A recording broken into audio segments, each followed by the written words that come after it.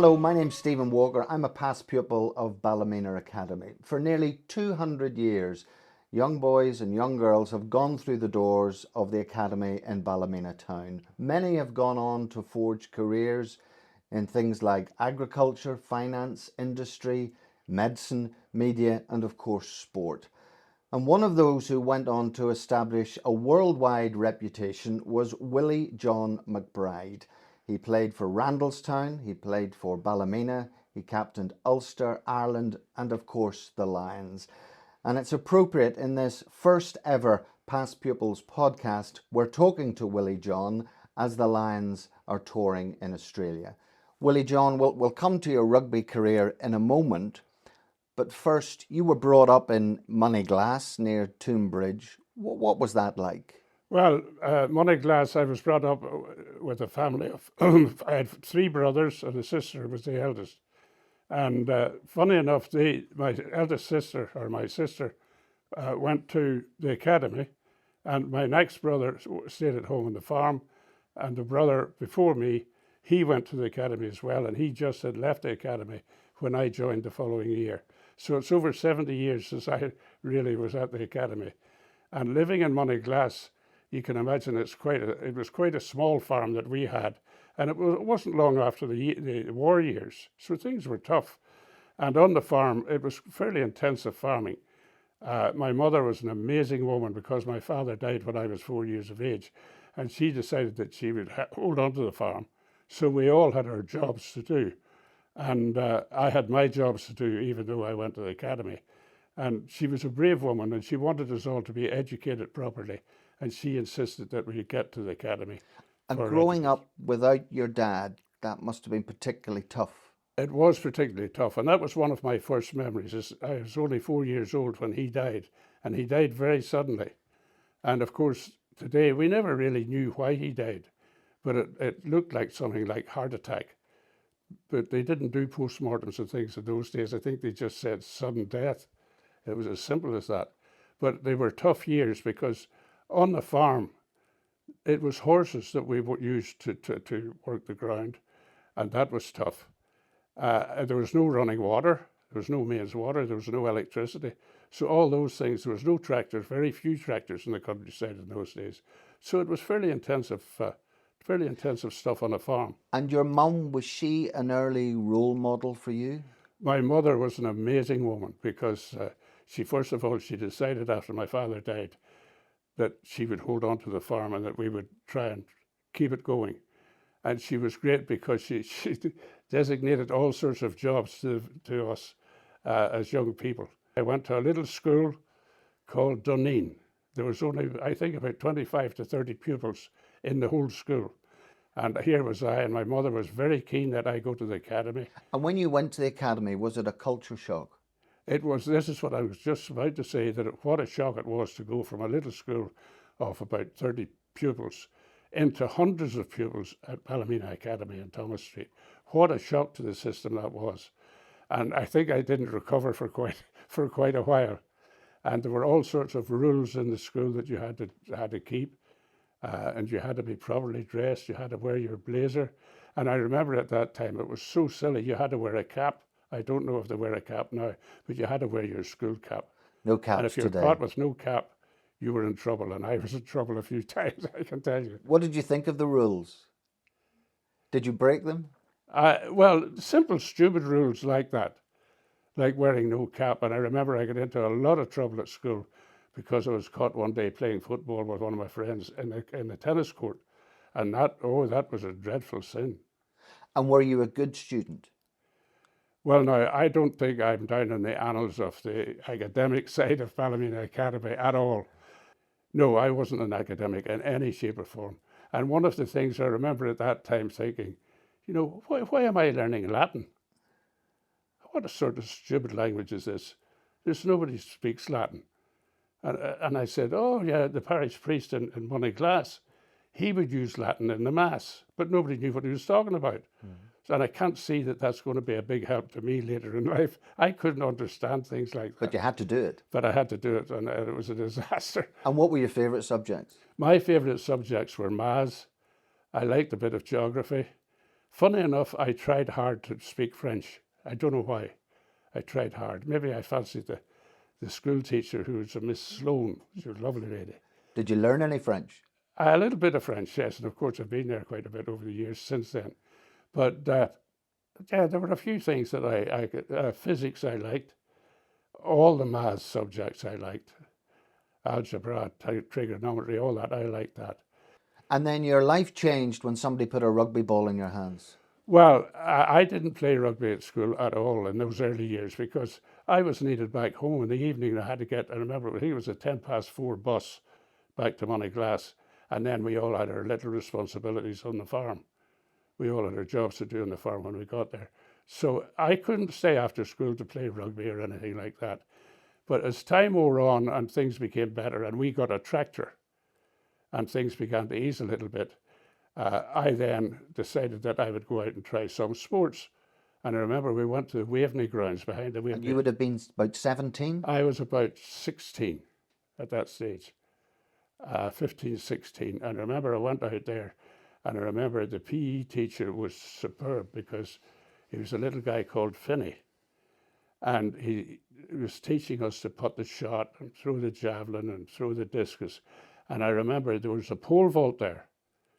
And I thought, I'm going to have a go at this. And I got this pole vault and I was trying to do a pole vault. It was silly. And I remember one day after I'd been out a couple of times, Mr. Finney said to me, he said, McBride, he said, I've been watching you, and he says, if you are prepared to give me time, I will give you my time, as much time as you need, because I think I can make you an Ulster schoolboy champion at the pole vault. Gosh. And he took me under his arm, and you know, that was the first thing that gave me a lift at school, really. Because somebody was showing an interest in you and was giving you confidence. He was giving me confidence, and he was going to give me time, and he was going to improve me. He was going to make me a champion. And that was the sort of thing that gave me a big lift. And I remember he worked with me, and then we got to the finals at Queen's, at Cherryvale. And you know, when I think back now, it was hilarious because you had to bring your own pole with you, which was about 12, 14 feet long. And I remember we put that in the van in the train to go to Belfast. So that was new to me. We had to put it in the guard's carriage, and we got to Belfast. And then I had to put it on the trolley bus to get to the Ravenhill Road. It was hilarious. But anyway, I got there, and And you were obviously very good at this. Well, I was reasonably good, but I didn't think that I would be anywhere near winning, because you had all the schools in Belfast, and there was a couple of guys from, I think, St Malachy School in Belfast who were pretty good at it. And anyway, I remember Mr. Finney, who was quite clever, and anyway, the pole vault started, and he says, just leave it, don't do the first round. Just let it go. And he says, we'll start about 7 feet. And I said, but I would need to be going because these guys are going over. He says, no, leave it. You're better than that. And they went over it, And then he says, we'll come in at 8 feet. And I said, I hope I can do 8 feet. So I did the 8 feet. First jump, I did the 8 feet. He says, that's good. He says, these guys are tiring themselves out. It was quite clever. He says, we'll just rest this a bit more. And let's go to 8'9". And then we'll have another go. We went to 8'9", and by this stage, there's only about 3 guys left. I'll never forget it. And he said, this is good. These guys are getting very tired now. And I remember we came to 9 feet, and I said, right, I'll have a go at this. And I had to go, and I went over 9 feet. Wow. And that's the way it went until, I think, 9'3", there was only 2 of us left, and I cleared it. I think I won it, you know, on the guy missed it the first time, and I got it the first time, and I'd won it. And then I remember Mr. Finney said, right, well, you can stop now if you want, or do you want to go to 9'6", just to show that you can do it? And I cleared 9'6". I couldn't believe it. He says, we'll just leave it there. So I was a schoolboy champion. And I remember walking over to him and shaking his hand and saying, thank you, Mr. Finney. That's the first thing I've really achieved. And I said, it was thanks to you. I remember that so well. Sadly, so that was your first sporting success? Yes. Sadly, he's gone now. And did that give you a buzz for sport? Yes, there's no question about that, because then there was the school sports. And I'll never forget it, that the school sports, because on sports day, I won the pole vault, I won the javelin, I won the shot, and I won the discus. And I was sportsman of the day. I'll never forget it. So you clearly were athletic, you had a prowess, and then rugby appeared. Tell me about that. Well, yeah, the rugby was amazing. They were having house games, the four houses in the school. And I remember I was in the Slamish house, and they were in a lot of trouble because they couldn't produce 15 players to play in the house games. And, I hadn't a clue about the game. And I remember I had to go to my mother and say, look, I need a pair of rugby boots to play this rugby match. And she hadn't a clue what I was talking about. But anyway, she was very good. She got me the boots. Which would have been expensive. Oh, they were very expensive those days, leather boots, yeah. But she couldn't understand these studs. What's these studs for in the boots? So anyway, I played. I went out, and I'll never forget, I hadn't a clue about the rules of the game. And I remember we went down in the first scrum, and of course I was a big man, and I was put into the scrum. And I remember into the scrum, and somebody put the ball into the scrum, and I picked it up. I just picked it up and sort of wrestled my way out of it. And I remember I sort of went up the field with a few guys in my back, and the referee, Bob Mitchell was his name, he was a great man. He blew the whistle and stopped this. And he says, no, that's not in the rules. He says, you cannot pick the ball out of the scrum like that. So that was the beginning of my teaching and coaching in rugby. And I remember after I played that game, he said, right, McBride, he said, you're playing on I think it was the thirds or something on Saturday against somebody. So I said, well, I'll do that, but I'll have to talk to my mother. So he said, well, you do that. But he said, you're on the thirds on Saturday. Why did you have to talk to your mother? Because there were jobs to be done around the farm? Yes. And we did more at the weekends, obviously, things that should have been done during the week. What would you have normally done on a Saturday then? On a Saturday, I would have looked after cattle, and I would have seen that the water was pumped up to their big tank. That would have been one of my jobs. And of course, there was no baling of hay then. It was all loose hay, and that had to be brought down from the hay shed. So that was the sort of thing you did on a Saturday. But anyway, I went. She said, oh, that's all right. You take part of the school. And anyway, I went and played. And I remember I played that day. And then I think I got in the seconds, or I got on the first maybe right away, because there was nobody else as big as me. And certainly there was nobody as strong as me, because being a farmer's son, I had a raw sort of strength. And he said, if you're careful, he says, and keep on going like this, he said, you could get in the Ulster team. And I said, and that, of course, that to me was a great thing. And that excited you? Yeah, and I got on the Ulster. I was selected on the Ulster team. And what did that mean? Oh, I just couldn't believe it. We were playing Munster. Munster to me was some foreign country away down somewhere in Ireland. And I remember I played at Ravenhill. I'll never forget it. A tough game? It was a tough game, and I remember it was stupid because we were leading 9-0 at half time, and we were beaten 10-9, and I'll never forget it. And I was absolutely gutted, really gutted, because you obviously want to win, yes. And particularly your first game. But that was the beginning of my football. The following year, that was the first year I played. Then the following year, which was 57, 58, was my final year, and I played the whole year on the Ulster Schools team. I played all the games. And then I left school, I finished school, and I was back home on the farm, but I was trying to get into the bank. Somebody, I think it was the local bank manager, said, you should apply for the bank. And he was involved in Randallstown Rugby Club. And he says, on one condition, that you play for Randallstown. It was a bit funny. And I said, oh, well, I'd give Randallstown a go.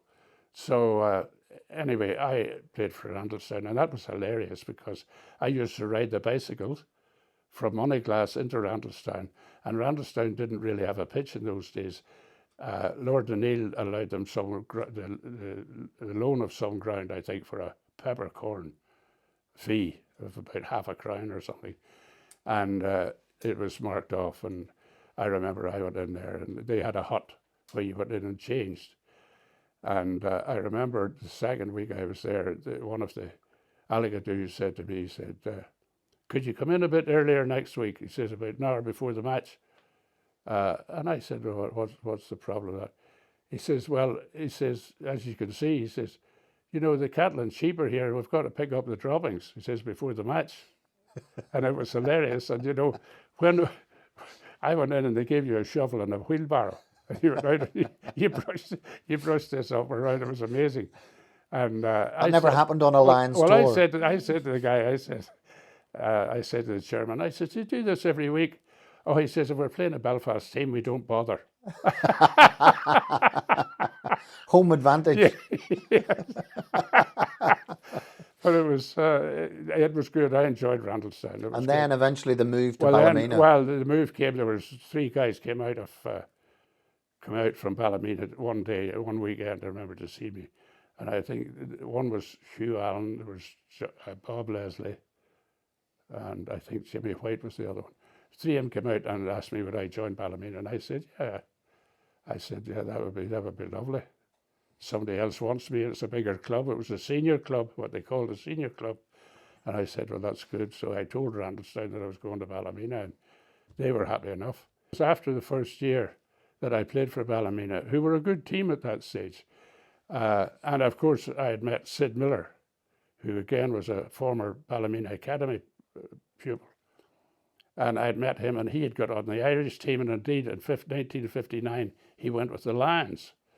So I met him, and I was playing with him. So I was influenced by him in a lot of ways. And anyway, I eventually got onto an Ulster team, not the Ulster team, an Ulster team to play some scratch team. And I played quite well in that, obviously. And then I got on the Ulster team. And I'll never forget, in 1961, the Springboks were touring one of their long tours around the British Isles. And they came to play Ulster at Ravenhill, and I was selected. So I remember playing against the captain of the Springboks, was my opposite number that day, and we did quite well. And then, of course... That must have been quite an experience. Oh, it was a huge experience for me. Was that the toughest game you'd ever played? I'd say it probably was, because at 20 years of age, you haven't really matured, and these are big, strong men, big, strong farmers. You learned a lot that day. I certainly did. And I knew the following day that I had learned a lot as well. But the following year then was the Lions team in 1962. Mm-hmm. And of course suddenly I got an Irish trial. Yeah. I couldn't believe that. And your mind keeps thinking ahead and you dream. So rugby for you opened up a whole new world. I'll be quite honest. Rugby football was my education. And that's being quite honest. Ballymena Academy gave me the opportunities that I got in life. And thank goodness I grabbed them. Because it's a long journey from 51, 52 to where I am today. It really is. Because I've seen a lot of the world. And the Lions are now in Australia. How do you think that series is going to go? Well, I think Australian rugby has still always suffered. Because rugby league, well, first of all, Aussie rules is a huge game in Australia. Rugby league is the second, and rugby union is very much the third. And I think that they've been struggling a bit in recent times in the game itself, in getting results. Mind you, they've won 3 World Cups in the past, which we haven't done. But it'll be a tough game. And we have Joe Smith, who was coaching Ireland a couple of years ago. So he knows the players very well. He knows our players very well, but he obviously will be preparing the Australian team to sort of cut out our strengths, and he's very good at that. He's a very nice man. Do you think the Lions can win? I think I'll be disappointed if the Lions don't win this series, but I wouldn't. If I was them, I wouldn't be going out thinking they're going to have a whitewash. It'll be a tough tour. And when you look back at your life and your rugby career, do you ever pinch yourself and think, crikey, that was quite a journey from Moneyglass around the world with Ireland and the Lions? Well, I'm in my 80s now, and I look back, it's been a long journey, and the first 3 tours that I travelled with the Lions, we were beaten. And then we got organised in 1971. I led the forwards in the 4 tests. And we won. We won that series. We lost the game. We drew a game, we won 2, we lost 1, and we drew 1. You felt wanted. We won the series. And we had never, ever done that. It was a bit of history in rugby history. It maybe doesn't mean a lot to other people, but it meant a lot to us. And you know, that still stands. That record still stands from 1971. And then, of course, 74 came, which was another 3 years away. And here's me, I'm going to have to go again. And I'm thinking, my goodness, you know, the bank will go crazy. But I remember mentioning this to the bank, and they said, well, we'll have to refer it to London because we were part of the Midland Bank. And luckily, the man who was the big chief in London was a man called Marr. I'll never forget it. And somebody put it to him verbally, and I remember he came back and he said, if McBride has to go in rugby, he goes. That's it. Full stop. I think he was a rugby league man. Thankfully, he was a rugby fan. He was, yes.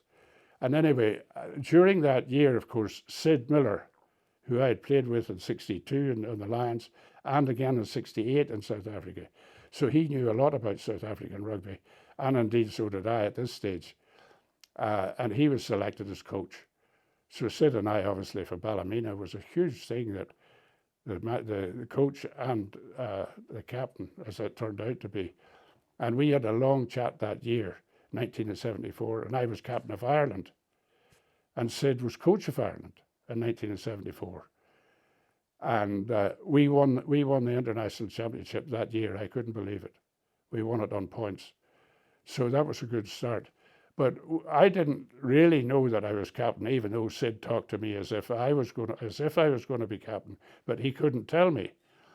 But it would have made sense because we knew each other so well, and we knew about South Africa. We knew what would be needed.